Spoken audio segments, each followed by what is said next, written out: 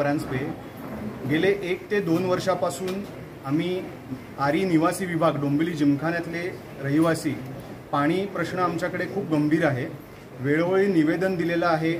आम्ही स्वतः बऱ्याच अधिकाऱ्यांनी मी स्वतः फोन करून बोललेलो आहे। 1-2 दिवस पाणी सुरळीत झाल्यानंतर परत आठवडा पाणी सुरळीत होत नाहीये। दुसरी गोष्ट म्हणजे आम्ही आमदार खासदार यांच्यापासून सगळ्यांना एक निवेदन दिलेलं होतं, त्याचंही आम्हाला आत्तापर्यंत कुठलंही उत्तर मिळालेलं नाहीये। आज गेले 8 दिवस पाण्याची खूप गंभीर परिस्थिती आहे। त्याच्यामुळे हा कडेलोट होऊन आम्ही इथे मोर्चाला आलेलो आहोत आणि जोपर्यंत इथे अधिकारी येणार नाही तोपर्यंत इथून आम्ही हलणार नाही। गेली अनेक वर्ष 27 गाव बघा हे असं आहे की वारंवार निवेदन देऊन जर आम्हाला कुठल्याच कोणाकडूनच काही जर उत्तर येत नसेल तर आम्हाला एक गठ्ठा कुठल्या तरी पूर्णपणे एकतर इलेक्शनवर बहिष्कार टाकणं, मतदान न करणं हे आम्हाला या एरियाला घ्यावंच लागेल। आमच्या लाईनवर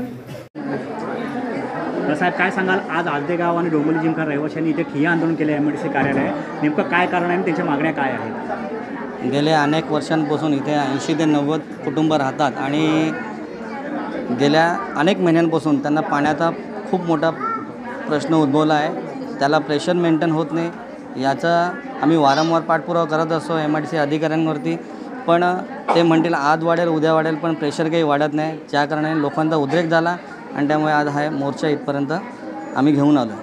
27 गाव महापालिकेमध्ये आल्याच्या नंतरही अजूनही अनेक वर्षापासून पाण्याची समस्या मिटली नाही आहे। नेमकं याच्यापाठी काय कारण असू शकतं? मागणं जो फ्लो वाढायला पाहिजे तो पाणी इथपर्यंत फ्लो वाढवत नाही। जर फ्लो वाढला तर पाणी इथपर्यंत पोहोचणार आमच्यापर्यंत। मागूनच फ्लो यांचा कमी आहे, त्यामुळे पाणी इथपर्यंत पोहोचत नाही। नमस्कार, मी जुईली नरेश रेपले, रहिवासी आजदेगाव, प्लॉट नंबर RH131 नवनीलंबरी। गेल्या 1.5-2 महिन्यापासून आजदेगावाला पाणी पुरवठा होत नाहीये।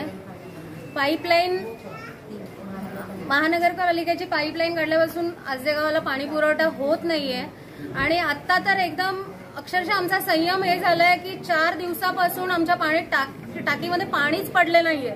लिटरली आज आम्ही वैतागून इथे आलेलो आहे। आम्हाला इथे यायची हौस नाहीये, पण लिटरली असं म्हणजे माझ्या माहितीनुसार मी इथे आजदेगावात लग्न करून 15 वर्षानंतर अशी वेळ आली नव्हती, पण आज ही वेळ आली आहे की आम्हाला इथे पायधरत यायला लागले। आणि आता आम्ही वरिष्ठ अधिकाऱ्यांशी बोललो तर ते बहुतेक अंधेरीला होते, तर ते बोलले मी इथे येऊ शकणार नाही, मी ईमेल टाकून तुमचं जे काही प्रॉब्लेम आहे ते सॉर्ट आउट करतो, पण जोपर्यंत आमचा प्रॉब्लेम इथून सॉर्ट होणार नाही तोपर्यंत आम्ही इथून हलणार नाहीये।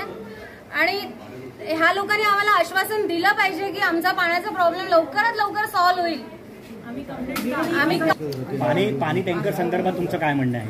पाणी टँकर संदर्भात असं म्हणणं आहे की एमआयडीसीने ऍटलीस्ट हा प्रॉब्लेम सॉल्व्ह करावा लागेल। जर पाण्याचं आश्वासन देत असेल तर पाणी तरी द्यायचं आम्हाला कबुली दिली पाहिजे, किंवा टँकर तरी पूर्ण एमआयडीसीला त्यांनी सप्लाय केला पाहिजे।